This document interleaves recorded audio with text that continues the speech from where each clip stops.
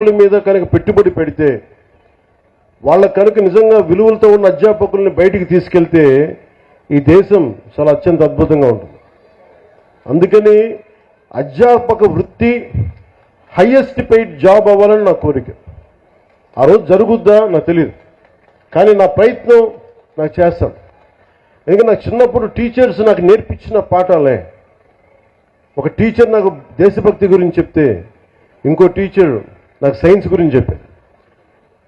ఒక్కొక్క టీచర్ సరిగ్గా ఉంటే మనకి ఆ సబ్జెక్ట్ మీద ప్రేమ వచ్చేస్తుంది. సో టీచర్స్ కూడా నా విన్నపం, నాకు తెలుసు మీకు ఎంత కష్టాలు ఉంటాయో.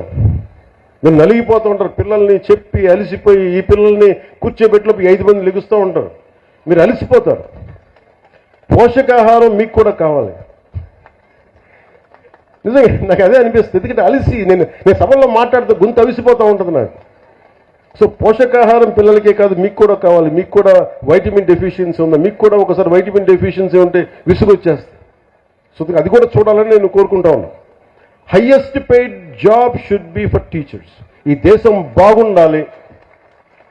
ఎందుకంటే మీరు సరైన టీచరు ఒక్కళ్ళు దొరికితే దేశం తాలూకు దిశానిర్దేశాన్ని మార్చేస్తారు. నాకు ఒకే ఒక టీచర్ చెప్పాడు, ఇప్పుడు 9th-లోనో 10th-లోనో నాకు తెలుగు పాఠం చెప్పాడు. ఆ తెలుగు పాఠం ఒకటి దేశభక్తి గురించి చెప్పాడు, చంద్రశేఖర్ ఆజాద్ గురించి చెప్పాడు, భగత్ సింగ్ గురించి చెప్పాడు. నాకు దేశానికి ఏదైనా చెయ్యాలని ప్రేరణ కలిగింది ఒక 9th-లో 10th-లో ఇచ్చిన ఒక టీచర్. అలాగే ఎప్పుడో 6వ తరగతిలో 8వ తరగతిలో మెడ్రాస్లో చదువుకుంటా ఉంటే చెన్నైలో ఒక టీచర్ చెప్పింది, ఎదుటివాడి కష్టాన్ని దోచేయకు అని ఒక పాఠం. అది డైరెక్ట్గా ఉండదు, కానీ గుర్రం జాషువా గారు రాసింది ఫిరదౌసి పాఠం చెప్పాడు నాకు. మాట ఇచ్చి నా గురించి నువ్వు నా కోసం శ్రమ కూర్చి రాయి అని ఇచ్చిన తర్వాత ఆ రాజు ఫిరదౌసికి డబ్బులు ఇవ్వడం. నాకు రక్తాన్ని కరిగించి రాశాను, నాకు ఇంటే ఆ మాట అన్నందుకు ఆయన మీద చంపేయడానికి రాజు పెడతాడు. ఆయన తప్పించుకొని తిరుగుతాడు. నాకు ఆ పాట నాకు నేర్పించింది ఏంటంటే, ఒకటి గుర్రం జాషువా గారి గొప్పతనం, 2 ఎదుటివాడి కష్టాన్ని మనం దొయ్యకూడదని. సో ఒక్కొక్క టీచర్ చాలా అద్భుతమైన పాఠాలు చెప్తారు. మీ హీరోస్ కూడా సినిమాల్లోనే చూసుకోకండి హీరోలని. నేను సినిమా హీరోదని చెప్తున్నాను. హీరోలు మీకు ఎలా ఉంటారంటే, మీకున్న అధ్యాపకులు ఉండొచ్చు. ఒక టీచర్ ఇక్కడ పొద్దున్నే, ఆవిడ పేరు మర్చిపోయాను నేను, బ్రాంజ్ మెడల్కి రెజ్లింగ్కి ఒక వ్యాయామం ఒక పీటీ టీచరు మీ విద్యార్థులను తయారు చేశారు. ఆవిడ వాళ్ళు వెళ్ళి బ్రాంజ్ మెడల్ కొట్టుకొచ్చారు. And she a hero for me. హీరోలు అంటే మీరు కేవలం సినిమాల్లో మీరే కదా madam, you are a hero. హీరోలు అంటే ఎంతసేపు సినిమాలో ఉండాలనుకోకండి. మామూలు కనిపిస్తారు, నల్లని హ్యాండ్ బ్యాగ్ పెట్టుకొని నవ్వుతా. పొద్దున్న లేచినప్పటి నుంచి వాళ్ళ బిడ్డలు బాగుండాలి, నాకు వాళ్ళు హీరోలు. నాకు వెంకటరామయ్య గారు మాస్టర్ ఒక ఆయన ఉండేవాడు. ఆయన నాకు చిన్నప్పుడు చెప్పిన పాఠాలు, వేమన శతకాలు గుర్తుండిపోయినాయి. నాకు ఆయన హీరో, నాకు ఆ టీచర్. సో మీరు గొప్ప గొప్ప వ్యక్తులతో పాటు మీ సినిమాలకు వెళ్ళండి, ఆనందించండి, అన్నీ చూడండి, కానీ మీకు నిజమైన విలువలు మీ కళ్ళ ముందే ఉంటారు. మీ అమ్మ నాన్న ఎంత కష్టపడతారో చూడండి. మా అమ్మ నాకు నేర్పించింది ఏంటంటే, మా అమ్మ నాన్న ఎక్కువ చదువుకోలే.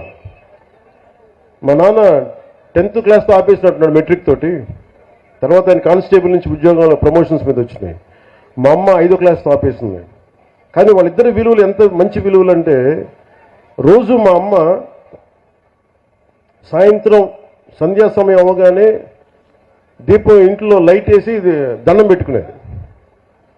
నేను 2-3 సార్లు చూశాను, ఎవరికమ్మా దండం పెడుతున్నావు అన్న. ఏ దేవుడికి దండం పెడుతున్నా అడిగితే మా అమ్మ అంది, నేను థామస్ ఆల్వా ఎడిసన్కి దండం పెడుతున్నాను అన్న, మనకి లైట్ ఇచ్చినందుకు, మన బల్బ్ ఇచ్చినందుకు, ఎలక్ట్రిక్ బల్బ్. ఆ విలువ చదువు వల్ల రాదు. నా పాయింట్ ఏంటంటే, మీరు పిహెచ్డీలు చదవండి, ఇంకోటి చదవండి, కానీ విలువతో కూడిన విద్య చాలా అవసరం. సో మీ తల్లిదండ్రులు అలా అంటారు.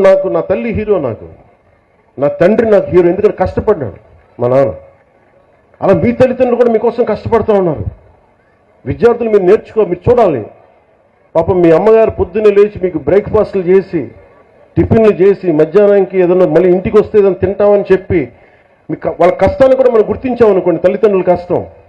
వాళ్ళ చిన్నపాటి బరువు తగ్గిస్తే చాలు, ఇంటికి వెళ్ళి స్కూల్కి వచ్చి మన అధ్యాపకులకు చిన్నపాటి బరువును తగ్గిస్తే చాలు, మనం చాలా ఎదుగుతాం. అలాగే మీరు, నా కోరిక అంతా ఏంటంటే మీరు అద్భుతంగా అవ్వాలి. 21వ శతాబ్దం మీది. మీరు ఎవరిని ఆచరిస్తారు, ఎవరిని చూస్తారో మీరు వాళ్ళ తయారవుతారు. మీరు ఎంతసేపు సోషల్ మీడియాలో ఏమి చూస్తారో మీరు అదే అవుతారు, గుర్తుపెట్టుకోండి. యద్భావం తద్భవతి. మీరు ఎలా ఆలోచిస్తారో మీరు అలాగే తయారవుతారు. మీరు ఒక ఐన్స్టైన్ లాగా అవ్వాలనుకుంటే మీరు ఐన్స్టైన్ అవుతారు. లేదు, మీకు ఇష్టమైన ఒక వ్యక్తిని ఎంత